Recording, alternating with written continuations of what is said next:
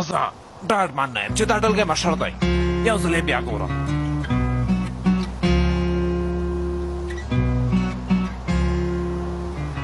څه خبره ده ډاکټره؟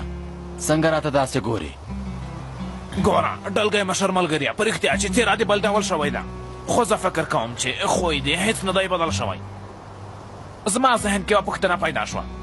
زه دا وایم چې دا څېره تا خپله خوښه کړې وه، یعنې تا خپله د دې څېرې فرمایش ورکړی دی که نه؟ په زخمونو مې مالګه مشین ده.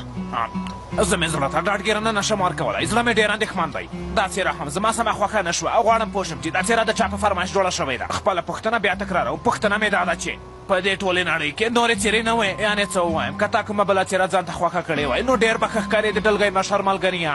خوله دې بنده کړه ډاکټره، که نه دا څېره ستا په مخ نه خلاوم، پوه شوې؟ خیر کې تا خو د څېرې لېږدولو چل هم زده کړی.